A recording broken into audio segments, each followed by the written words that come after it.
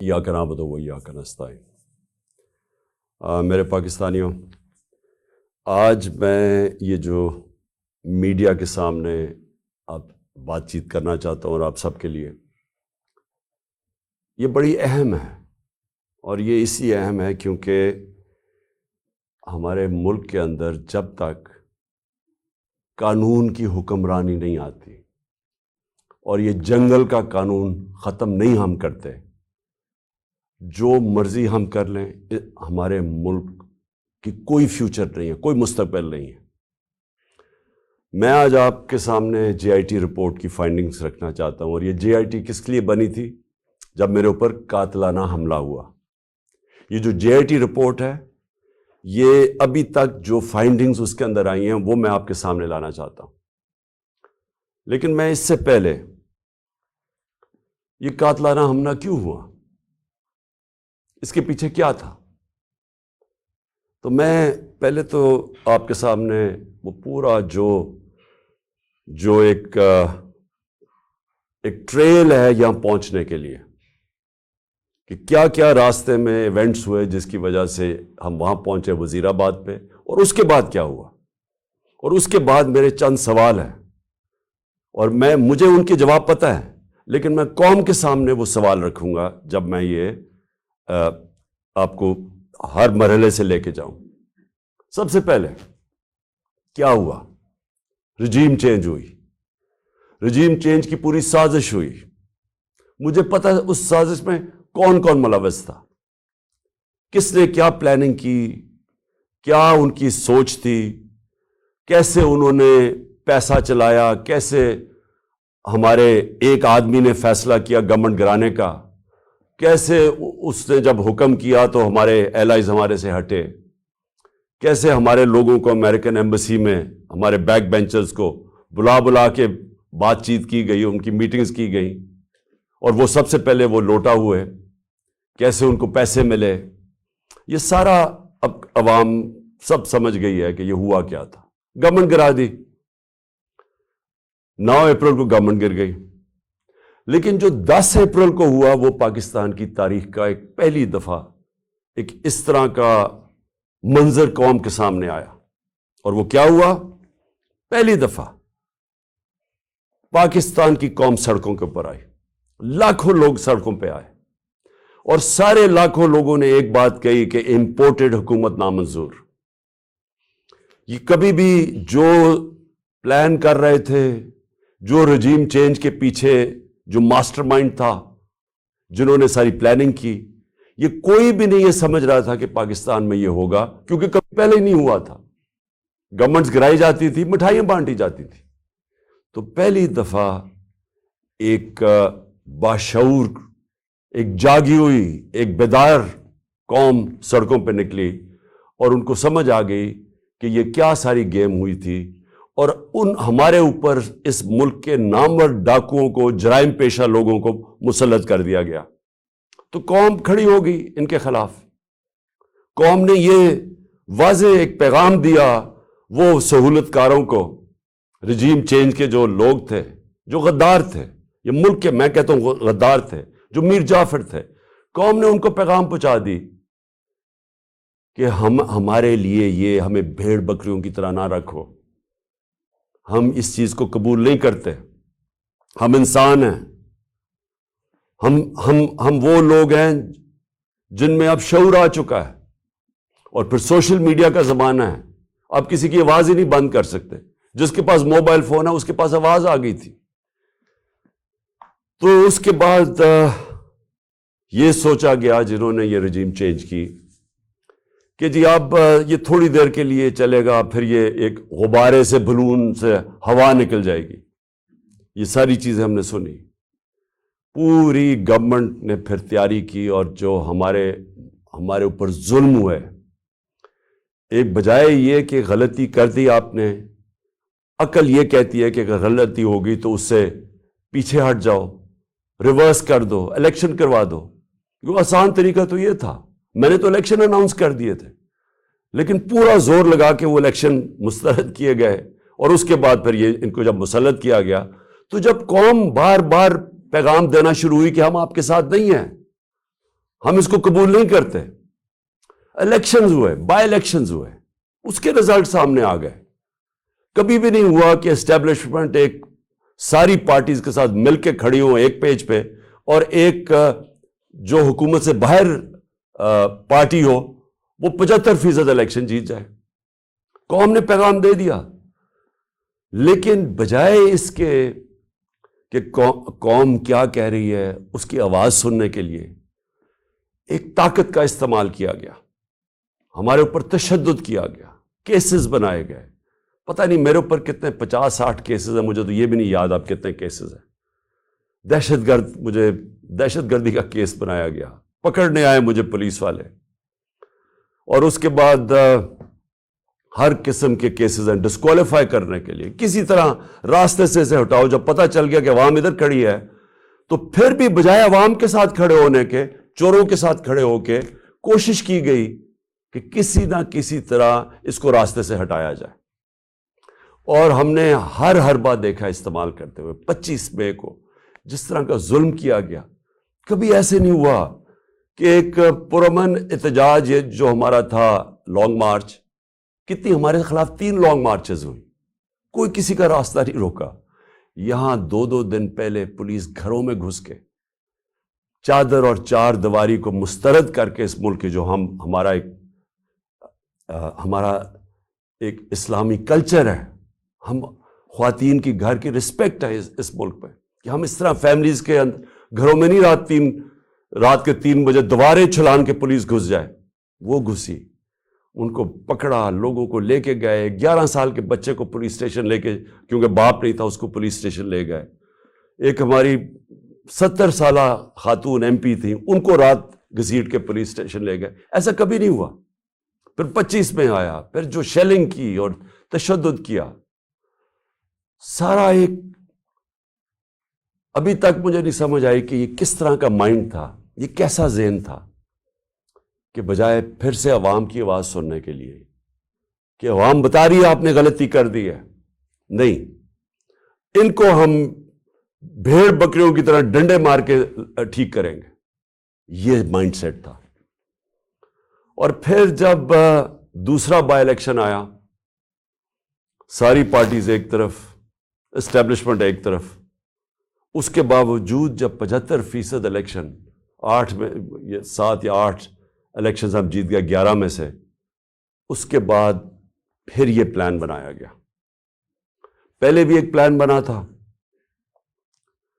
مجھے مارنے کا، میں نے کہا کہ میں نے 4 لوگوں کے نام میں نے دے کے، اور میں نے باہر ایک ویڈیو بنا کے ملک سے باہر بھجوا دی کہ اگر مجھے کچھ ہوتا ہے تو وہ ویڈیو آ جائے گی۔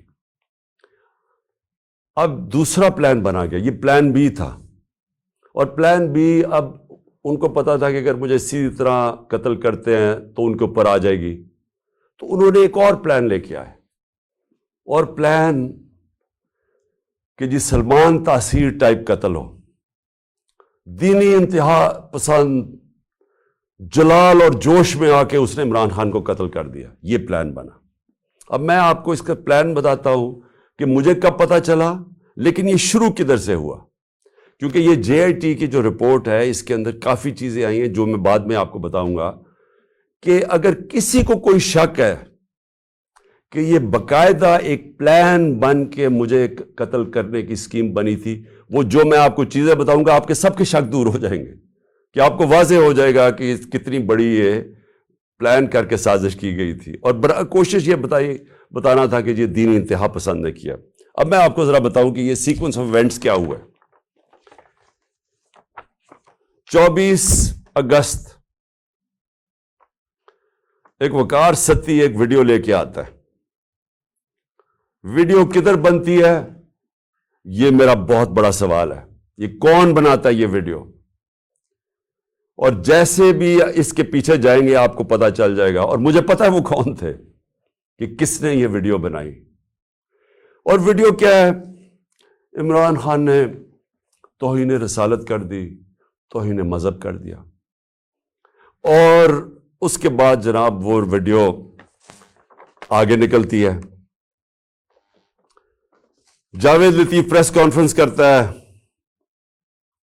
14 تاریخ کو، 14 سپٹمبر کو، اور وہ یہ کہتا ہے کہ جناب عمران خان نے بڑا ظلم کر دیا دین کے خلاف، بڑا یہ اس نے لوگوں کے اندر وہ کیا ہے کہ اس نے دین کی کیونکہ کیا ہے تو لوگوں میں اب بڑا غصہ ہے اس کے خلاف. پھر مریم نواز، بڑا اس کو دین کی پرواہ ہے، وہ بہت تکلیف لیتی ہے کہ کوئی دین کے خلاف بات نہ کر دے، تو مریم نواز کو بھی جوش آ جاتا ہے اور وہ 15 سپٹمبر کو وہ بھی پریس کانفرنس کر دیتی ہے. اس سے پہلے میں بھول جاؤں کہ ایک ملک کا ایک بہت بڑا دینی آدمی رانا ثناء اللہ، اس کو بھی جوش آتا ہے. وہ 14 تاریخ کو ایک پریس کانفرنس کرتا ہے کہ جی وہ عمران نے لوگوں کو بڑا غصہ چڑھا دیا کہ اس نے دین کے خلاف بولا. اور پھر ایک اور بڑا دینی آدمی خواجہ آصف، بڑا جی اس کو بھی دین کی بڑی فکر ہے، وہ بھی پریس کانفرنس کر دیتا ہے، اور یہ کرتا ہے 10 اکتوبر کو، اور یہ بھی کہتا ہے کہ جناب عمران خان کو قوم کو معاف نہیں کرنا چاہیے اسے کیونکہ اس نے دین کے خلاف.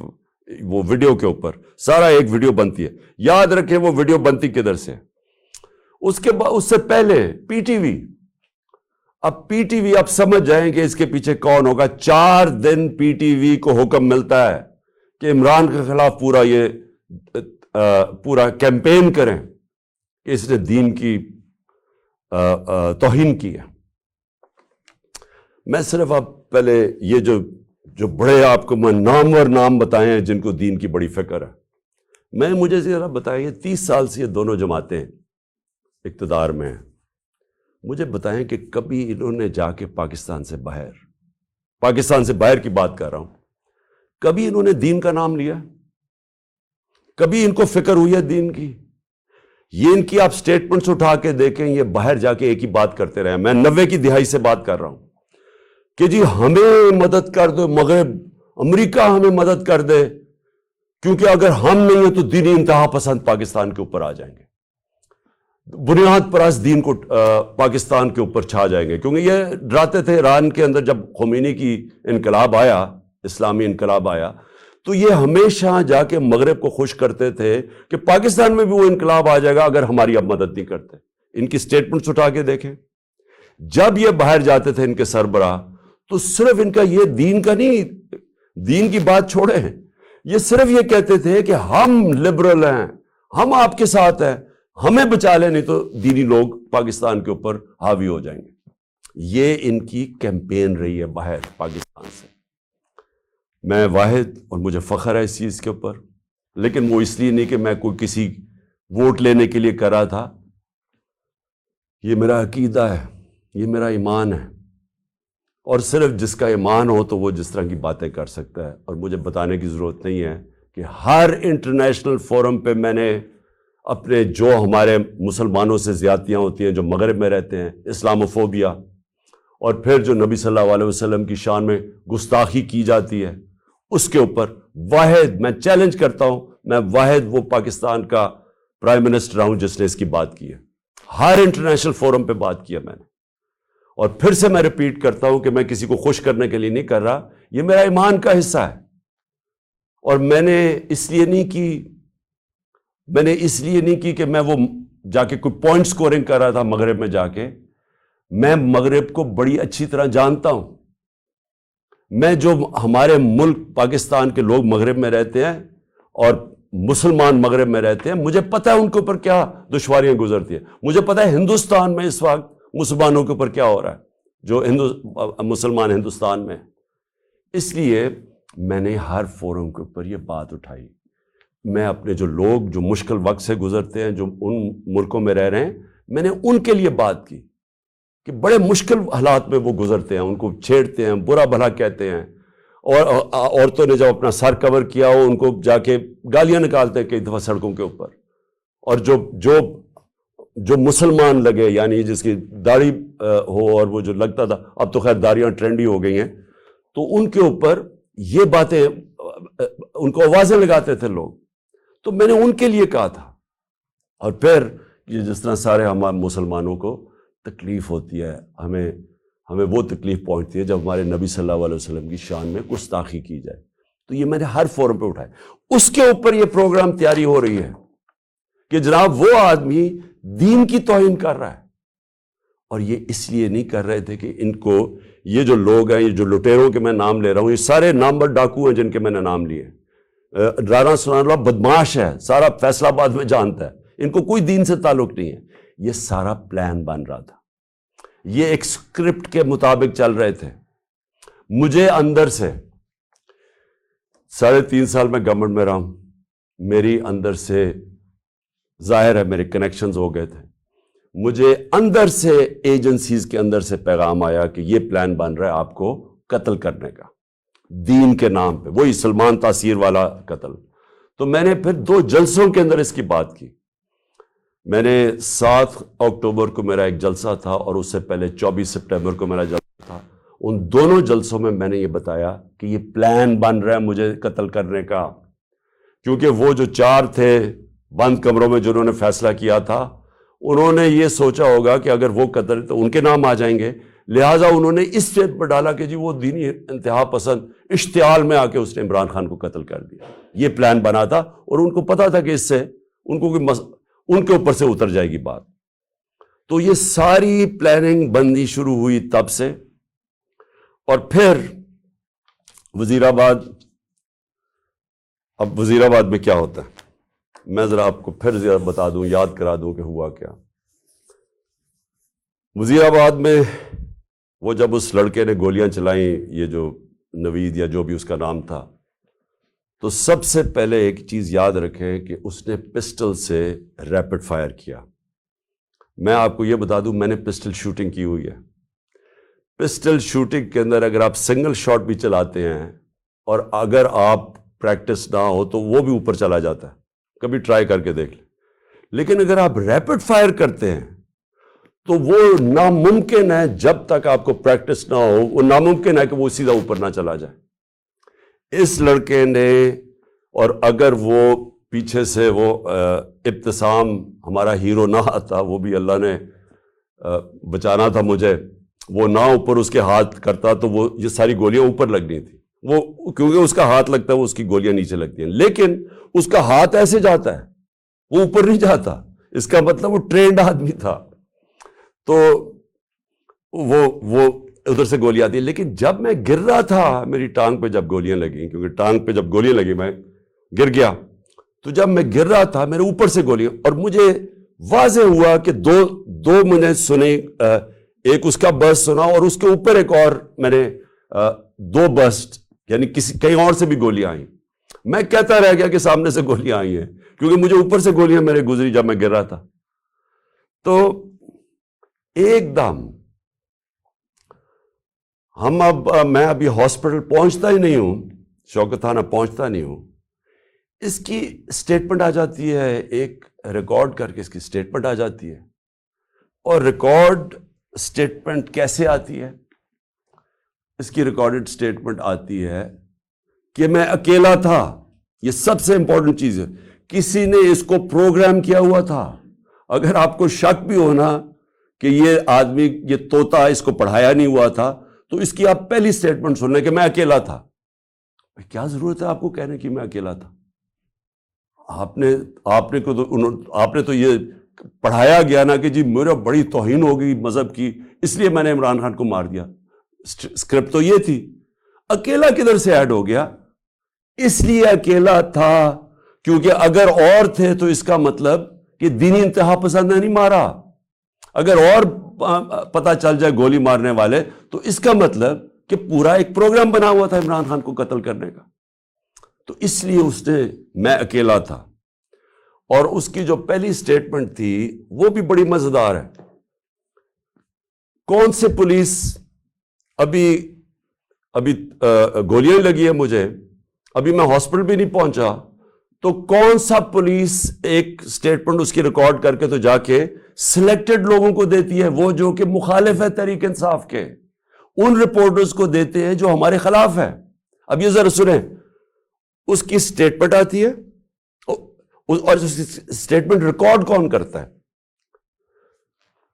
ڈی پی او گجرات اپنے فون سے اس کی سٹیٹمنٹ ریکارڈ کراتا ہے اور ڈی پی او گجرات اس کے فون سے کدھر جاتی ہے سٹیٹمنٹ؟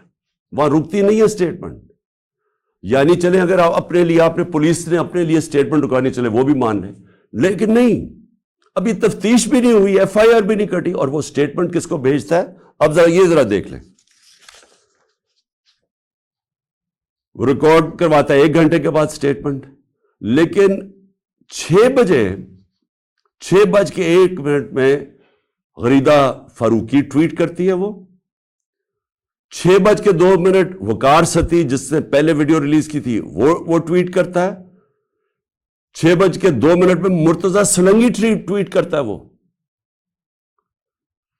حامد میر 6:03 پہ ٹویٹ کرتا ہے.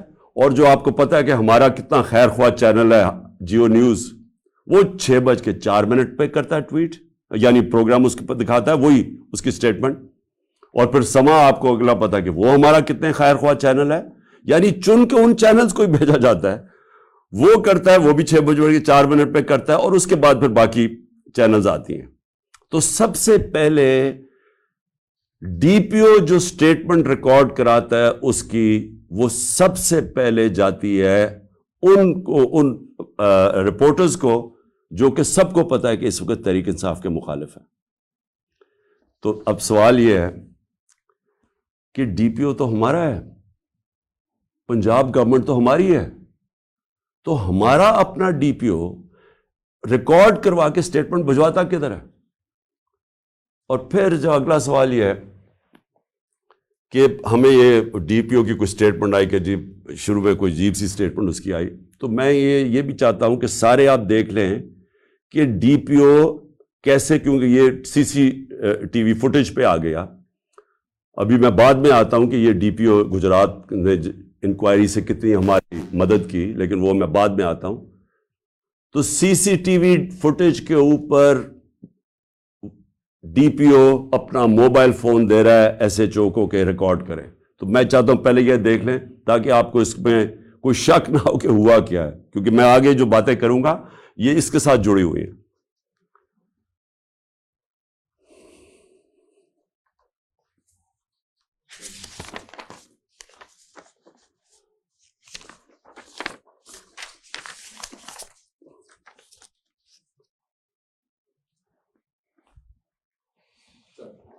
اچھا جی, اب ذرا آگے کہانی جاتی ہے. مجھے تو پہلے ہی پتا تھا کہ کون اس پہ پیچھے ہے, کیونکہ میں نے تو آپ کو کہا کہ 2 میں نے پبلک جلسوں کے اندر سٹیٹمنٹس دے دی تھی کہ یہ میرے اوپر پورا پلان ہو رہا ہے. تو ظاہر ہے جب مجھے پتا تھا پلان ہو رہا ہے, مجھے یہ بھی اندر سے پتا تھا کہ کون اس میں ملوث ہے. اب میں نے 3 نام, جب میں ہاسپٹل پہنچا میں نے 3 نام دے دیے کہ یہ 3 لوگ ہیں جو کہ اس میں ملوث ہیں. اب یہ یاد رکھیں کہ ایف آئی آر ہوتی کیا ہے, فرسٹ انفارمیشن رپورٹ کا مطلب ہوتا کیا ہے. مجھے گولیاں لگی ہیں, میرا یہ حق ہے کہ میں جن کو سمجھتا ہوں کہ اس کے اندر جن میں جو شک ہے مجھے, ان کا میں نام دوں تاکہ انویسٹیگیشن شروع ہو. گورنمنٹ ہماری پنجاب میں, میں پارٹی کا ہیڈ جس کی گورنمنٹ پنجاب میں ہے, اور ہم وہ سٹیٹمنٹ نہیں ریکارڈ کروا سکتے. میرا پہلا سوال ہے کیوں؟ کون تھا جو کہ روک رہا تھا اس سٹیٹمنٹ کو؟ کون ڈر رہا تھا تفتیش سے؟ میں نے جب یہ نام لیے تو ان کے اوپر تفتیش ہونی چاہیے تھی, میرا رائٹ ہے, لیکن میں پارٹی کا سربراہ, ایکس پرائم منسٹر, ہماری گورنمنٹ پنجاب میں ایف آئی آر آج تک نہیں کٹوا سکا. کون روک رہا تھا؟ کون اتنی بڑی طاقت تھی جو کہ گورنمنٹ جو ہماری پنجاب میں ہے اس سے بھی زیادہ بڑی طاقت تھی کو روک سکتی تھی اس کو؟ یہ میرا سب سے بڑا پہلا سوال ہے کہ یہ روکا گیا, میں ایف آئی آر رجسٹر نہیں کروا سکا, اور آخر میں جو ایف آئی آر رجسٹر کروائی گئی اس میں وہی اسکرپٹ کے مطابق ایک شوٹر رکھا تھا. تو اب یہ جی آئی ٹی کی رپورٹ بڑی ریلیونٹ ہے جو کہ اب آگے ادھر سے نکلتی ہے. پہلے تو اس کے بعد کیا ہوتا ہے, ہم پوری کوشش کرنے کے بعد فیل ہو جاتے ہیں ایف آئی آر ریکارڈ کروانے کے لیے. اس کے بعد جے آئی ٹی بن جاتی ہے. اب جے آئی ٹی کی فائنڈنگز کیا آتی ہیں؟ اب تک جے آئی ٹی کی فائنڈنگز کیا ہیں؟ اور میں یہ آپ کو بتا دوں کہ جتنی مشکلوں سے جے آئی ٹی آپریٹ کر رہی ہے، کیونکہ وہ میں آپ کو بتاتا رہوں گا کہ کون اس کے اندر کوآپریٹ ہی نہیں کر رہا ہے. جب جے آئی ٹی نے ڈی پی او کو کہا کہ آپ کا ہمیں موبائل فون کی ضرورت ہے، ہمارے نیچے پنجاب گورنمنٹ کے نیچے ڈی پی او منع کر دیتا ہے. ڈی پی او واضح کہہ دیتا ہے کہ میں نہیں آپ سے کوآپریٹ کرتا، آتا بھی نہیں ہے. اب ہمارے ہوتے ہوئے ہمارا ڈی پی او گجرات، اس کو اب عدالت کے ذریعے بلایا جائے گا جے آئی ٹی کے اندر. پھر کیا ہوتا ہے؟ وہ جو شام کو جب ایک دفعہ ڈی پی او اس کی سٹیٹمنٹ ریکارڈ کر دیتا ہے، 8 گھنٹے کے لیے اس کو نوید کو سی ٹی ڈی اٹھا لیتی ہے. سی ٹی ڈی پھر ایک اور ویڈیو ریلیز کرتی ہے رات کے 12 بجے. اور سی ٹی ڈی کا کیا کام تھا اس ویڈیو کو ریلیز کرنا؟ پھر ایک اور چیز ہے کہ سی ٹی ڈی جب وہ ویڈیو ریلیز کرتی ہے، جو اس کی بیک گراؤنڈ ہے وہ چینج کر دیتی ہے بعد میں. پھر سی ٹی ڈی کے جو اس آدمی کو جو ملوث تھا، اس کو جب بلایا جاتا ہے جے آئی ٹی میں، وہ بھی منع کر دیتا ہے کہ میں نہیں آتا. پھر سے پنجاب گورنمنٹ کے نیچے ہے، وہ منع کر دیتا ہے کہ میں نہیں کوآپریٹ کرتا. یعنی کیا وجہ ہے؟ اب میں سوال سب سے پوچھتا ہوں کہ کیا وجہ ہے کہ یہ ہمارے نیچے آفیسرز، پہلے تو وہ نہیں، ہم اپنی ایف آئی آر نہیں رجسٹر کروا سکتے، اور پھر وہ منع کر دیتے ہیں کہ جی ہم نہیں کوآپریٹ کرتے. کیوں نہیں کرتے؟ کون ان کو روک رہا تھا؟ ہمارے سے ظاہر ہے کوئی زیادہ طاقتور فورس تھی جو روک رہا ہے ان کو. اس کے بعد کیا ہوتا ہے؟ اس کے بعد جے آئی ٹی کی فائنڈنگز آتی ہیں. وہ عدالت میں جو آپ فائنڈنگز رکھتے ہیں، اس میں کیا چیز سامنے آتی ہے؟ نمبر 1 کہ 3 شوٹر تھے، 2 نہیں تھے، 3 شوٹر تھے. ایک تو وہ نوید جس نے گولیاں ماری، دوسرا ایک اوپر سے جو گولیاں، جو میں کہہ رہا تھا اوپر سے آئی گولیاں، وہ اب وہاں بھی ان کے جو گولیوں کے جو شیلز ہوتے ہیں وہ وہاں ملے اوپر. 8 غالباً اوپر ملے، 10 نیچے ملے، اور 2 اور نیچے ملے جو اور مختلف بندوق سے چلائے ہوئے تھے. جو گارڈز تھے ہمارے اوپر، ان کی فورینزک جب ٹیسٹ کرایا گیا، کسی کی بھی گولی نہیں چلی تھی، کیونکہ جو گارڈ سب سے قریب تھا اس کے تو 6 گولیاں اس کے اندر سے نکلی، تو وہاں تو کسی کے پاس بھی نہیں تھا. اور پھر یہ بھی چیز سامنے آ گئی کہ معظم جو تھا، جو معظم شہید ہوا، وہ آپ کوئی بھی، اگر آپ کو سوشل میڈیا پہ وہ ویڈیو مل سکتی ہے، اس کا سلو موشن دیکھ لیں. وہ معظم جب جاتا ہے اس کے پیچھے، تو جیسے ہی اس کے سامنے آتا ہے نوید کے، اس کو گولی لگتی ہے. وہ گولی نہ آگے سے لگتی ہے نہ کنٹینر سے لگتی ہے، وہ گولی کہیں دور سے آ کے لگتی ہے اس کے اس طرف. اور وہ نوید کے لیے وہ گولی تھی. معظم راستے میں آ گیا، کیونکہ یہ لیاقت علی خان والا ٹائپ انہوں نے انسیڈنٹ بتانا تھا، کیونکہ فوری طور پہ جو ایک آدمی کو مار کے کہیں جی بس ایک آدمی ہم نے مار دیا، تو وہ بچ گیا نوید، اور معظم شہید ہو گیا. اچھا، اب نہ وہ کوآپریٹ کر رہے ہیں، نہ ہماری جو ہم چاہ رہے تھے کہ اس وقت تو ایکس پرائم منسٹر پہ ہوا ہے، ساری گورنمنٹ کوآپریٹ کرے گی. ہمیں تبھی پتہ چل گیا جب میں ایف آئی آر رجسٹر نہیں کروا سکا کہ کوئی کوآپریشن نہیں ملے گی. پھر ایک اور ہے جو اس کا موبائل فون ہے. C T D, J I T نے اس کے موبائل فون کے اوپر فورینزک کرانے کے لیے اس ادارے کو دیا جو فیڈرل گورنمنٹ کے نیچے ہے، کہ بتائیں جناب کہ اس کو کالز کدھر سے آئی ہیں. اس ادارے نے منع کر دیا کہ نہیں، ہم نہیں دیتے. کیوں نہیں دیتے؟ کیا وجہ ہے اس کی؟ تو اس سے آپ خود، سر میں چاہتا ہوں کہ آپ خود ذرا سوچ لیں کہ یہ ہو کیا رہا ہے، کہ یہ ملک کے اندر بجائے آپ یہ سوچیں کہ ملک کے سربراہ کو قتل کرنے کی سازش ہے، یہ ساروں کو مدد کرنی چاہیے، وہ کوئی مدد نہیں کر رہا. وہ تو چھوڑے فیڈرل ادارے کو، اپنے جو نیچے پولیس کام کر رہی ہے وہ نہیں مدد کرنے کے لیے تیار. اب آگے چلیں. اب بات بڑی سمپل رہ گئی ہے.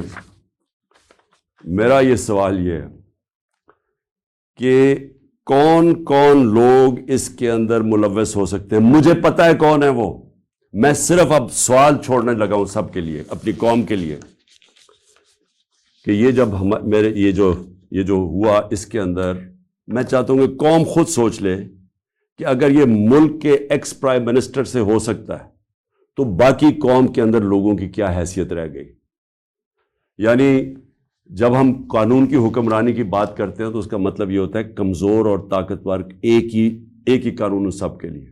تو یہاں تو اب واضح ہو جانا چاہیے کہ اگر ایکس پرائم منسٹر اور سب سے بڑی پارٹی کے سربراہ اگر اس سے زیادہ طاقتور لوگ ہیں تو وہ بھی نہیں انصاف لے سکتا. جو زیادہ طاقتور ہے ان کا رول چلتا ہے، جنگل قانون ہے پاکستان میں. تو میرے آپ سوال ہیں، میں سب سے پہلے پھر شروع کرتا ہوں. ویڈیو کس نے بنائی جس میں یہ بتایا، چن چن کے چیزیں جمع کر کے بتایا گیا جی عمران خان نے توہین مذہب کر دی؟ وہ کون تھے؟ وہ کون سا ادارہ تھا؟ مجھے پتا ہے وہ کون سا ہے، لیکن میں آپ سب کے سامنے چھوڑ رہا ہوں. اور میں امید کرتا ہوں کہ جب یہ جے آئی ٹی ان لوگوں کو بلا کے سوال پوچھے گی تو ہم سب کو بتا سکیں گے وہ کون ہے. دوسرا کہ جو میں پہلے کیوں نہیں ایف آئی آر میں کروا سکا؟ وہ کون پاور تھی جس نے روکا ایف آئی آر کو؟ مجھے پتا ہے وہ کون تھی، لیکن یہ میں سوال چھوڑتا ہوں. ڈی پی او گجرات کے اوپر میرے دو سوال ہیں. کس نے اسے کہا تھا کہ یہ ویڈیو بھیجے ان صحافیوں کی طرف؟ کس نے کہا تھا کہ پہلے ان کے ہمارے مخالف صحافیوں کے پاس ویڈیو کیسے پہلے پہنچ گئی؟ کس نے بھجوائی تھی؟ کس نے ان کو حکم کیا تھا؟ مجھے پتا ہے وہ کون تھا. اور پھر سی ٹی ڈی، کس نے کہا تھا سی ٹی ڈی کو یہ ویڈیو بنانے کا جو انہوں نے رات کے 12 بجے دوسری ویڈیو ریلیز کی؟ وہ کون تھا؟ وہ پنجاب گورنمنٹ تو نہیں تھی. تو وہ کون، کس نے ان کو کہا تھا کہ آپ بھیجیں؟ اور پھر وہ پیچھے بیک گراؤنڈ چینج کرنے کی کیا ضرورت تھی؟ اگر آپ کو کسی چیز کا ڈر ہی نہیں، آپ تفتیش کر رہے ہیں، تو یہ ایک دم وہ چینج کیوں کرنے، کیوں ثبوت چھپا رہے تھے؟ اور پھر جے آئی ٹی کے اندر سے چیزیں لیک ہوئیں اور ایک مخالف ہمارے اگینسٹ بولتا ہے اس اینکر کو پہنچائی گئی. وہ کس نے پہنچائی تھی؟ کون تھا ہمارے جے آئی ٹی کے اندر کہ جے آئی ٹی کے اندر سے؟ اور یہ ایک جرم ہے کہ کوئی جے آئی ٹی کے اندر سے انفارمیشن لیک نہیں کر سکتا جب تک وہ عدالت میں نہ جائے. میں جو آپ کے سامنے چیزیں لے کے آ رہا ہوں یہ ساری عدالت میں جا چکی ہیں. اس عدالت کے اندر ایک پولی گراف ٹیسٹ کیا ہے. پولی گراف ٹیسٹ وہ ہوتا ہے جب آپ ایک انسٹرومنٹ ہوتا ہے وہ جب لگا کے آپ کے دل کے اوپر لگایا ہوتا ہے، تو وہ جب آپ سے سوال پوچھتے ہیں تو اس میں پتہ چلتا ہے کہ آپ سچ بول رہے ہیں جھوٹ بول رہے ہیں. تو اس نوید کے اوپر جب انہوں نے وہ ٹیسٹ کیا تو پولی گراف ٹیسٹ کے اندر دو چیزیں واضح سامنے آ گئیں. ایک، جب نوید سے پوچھا گیا کہ آپ کے ساتھ کن کن لوگوں نے، صرف ایک آدمی کے علاوہ کسی نے آپ کو کانٹیکٹ کیا تھا؟ اس نے کہا نہیں کیا تھا. جھوٹ نکلا. وہ جھوٹ اس لیے واضح ہو گیا کہ اس کے پیچھے پورا ایک پلاننگ ہوئی تھی، اس کو پورے تیار کر کے بھیجا تھا. دوسرا، اسے سوال پوچھا گیا کہ کیا آپ کو ٹریننگ تھی پسٹل شوٹنگ کی؟ اس نے کہا کوئی ٹریننگ نہیں تھی. وہ پھر جھوٹ صاحب آ گیا پولی گراف کے اوپر، کیونکہ ظاہر ہے وہ ٹرینڈ آدمی، اس کی ٹریننگ کروا کے بھیجا گیا تھا. تو سارا جو انہوں نے پورا کیس بلڈ کیا تھا کہ ایک دینی انتہا پسند نے عمران خان کو قتل کیا اور اسے شروع میں تو کہا کہ میں نے مار دیا ہے، تو وہ جو سارا کیس تھا وہ سارا کیس انہی جے آئی ٹی کی فائنڈنگ سے ختم ہو جاتا ہے. جس وقت 3 شوٹر آ گئے تو اس کا مطلب ایک پلان طریقے سے یہ اسیسینیشن اٹیمپٹ تھی. اور جب اس کے اوپر یہ بھی چیزیں واضح ہو گئی کہ اس کو ٹرین کیا ہوا تھا، تو اور پھر یہ بھی پتہ چل گیا کہ یہ کوئی دینی آدمی نہیں تھا. جس طرح وہ جو میں نے خواجہ آصف وغیرہ کے نام لیے ہیں، رانا ثناء اللہ وغیرہ کے اور مریم نواز کے، یہ کوئی دینی لوگ نہیں ہیں. اسی طرح یہ بھی کوئی دینی آدمی نہیں تھا کہ جس کو بڑا اشتعال میں آ کے یہ کچھ کرے، تو یہ بھی ایک پلانڈ اسیسینیشن اٹیمپٹ تھا۔ میں آخر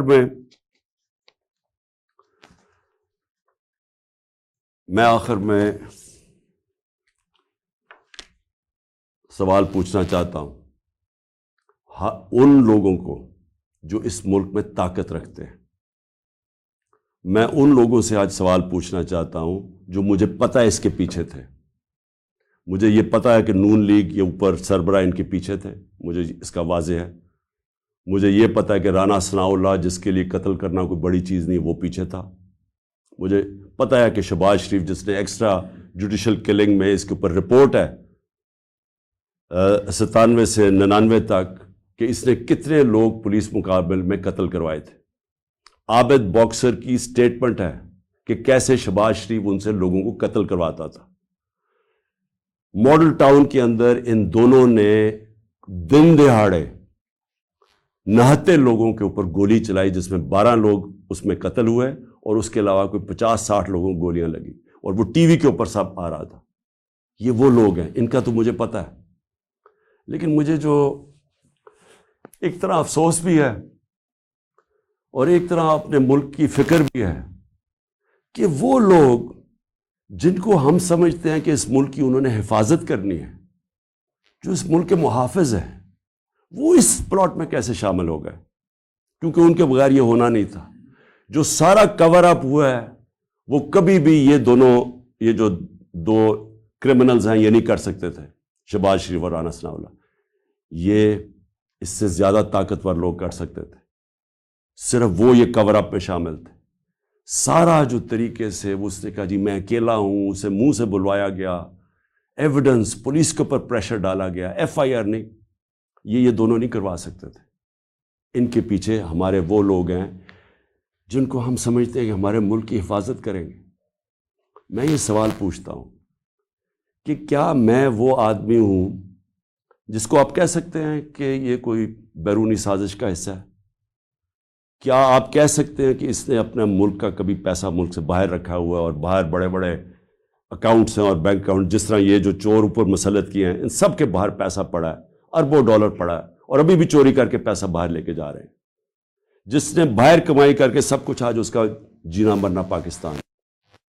میرا سوال یہ ہے کہ اس کو اگر قتل کروانے کی سازش میں آپ ملوث ہیں تو کیا آپ کو فکر ہے اپنی قوم کی؟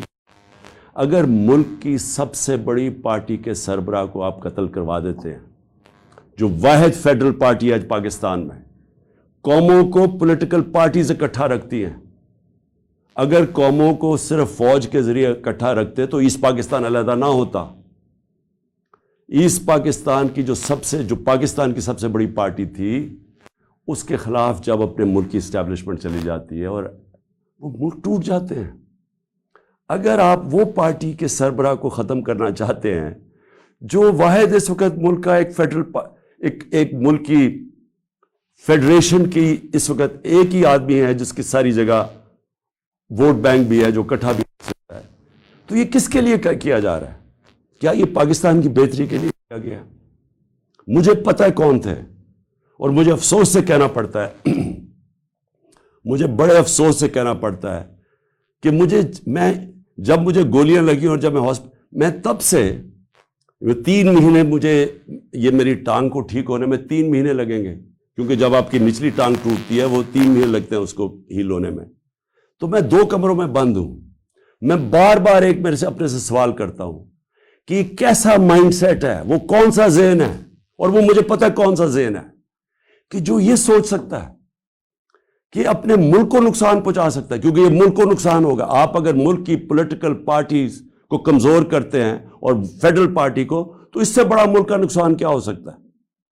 یعنی یہ آپ کے دشمن کر سکتے ہیں، یہ دشمنوں کا پلان تو ہو سکتا ہے کہ ملک کو کمزور کرو اور ان کی پولیٹیکل پارٹیز کو کمزور کرو، فیڈریشن کو کمزور کرو، لیکن وہ لوگ جنہوں نے ملک کی حفاظت کرنی ہے وہ کیسے سوچ سکتے ہیں؟ اور میں بار بار میرے یہ ذہن میں چیز آتی ہے، اور مجھے پتہ ہے کہ بدقسمتی سے یہ صرف 1-2-3 لوگوں کی یہ سازش تھی، اور مجھے یہ بھی پتہ ہے کہ ہمارے ملک کی جو فوج ہے وہ ہر روز قربانیاں دے رہی ہے اس ملک کے لیے۔ وہ وار آن ٹیرر میں وہ قربانیاں نہ دیتے، آج ہماری حفاظت، یعنی ہم اس ملک میں کمفرٹیبل نہ ہوتے، ہمیں اعتماد نہ ہوتا کہ ایک ایسی ہمارے پاس سیکیورٹی فورس ہے جو اس ملک میں ہمیں سیکیورٹی دیتی ہے، لیکن اس ہر اداروں کے اندر کالی بھیڑیں ہوتی ہیں، اور یہ جس نے پلان کیا، مجھے پتہ ہے اور میں یہ چاہتا ہوں کہ یہ جے آئی ٹی کے ساتھ اب کوآپریشن کی جائے. یہ لوگ جو ایک جان کی آبسٹرکٹ کر رہے ہیں جسٹس، ان لوگوں کو ان کے اوپر ایکشن لیا جائے. اور میں آخر میں اپنے سپریم کورٹ کے چیف جسٹس سے کہنا چاہتا ہوں کہ میں نے شروع میں ہی کہا تھا کہ مجھے صرف انصاف کی ایک جگہ سے توقع ہے. جب یہ طاقتور لوگوں کو جن کے میں نے نام لیے ہیں، یہ کیسے انصاف ہونے دیں گے اگر یہ خود اس میں ملوث ہے؟ تو صرف ایک طاقتور اگر انکوائری، اس کو اگر چیف جسٹس اس کو بیک کریں، پاکستان کے سپریم کورٹ کے چیف جسٹس، تب ہی انصاف مل سکتا ہے. نہیں تو مجھے کوئی اب تک جو میں نے حالات دیکھے ہیں، جس طرح کی ہر جگہ رکاوٹیں ہیں، مجھے کوئی امید انصاف کی نہیں ہے. پاکستان زندہ باد.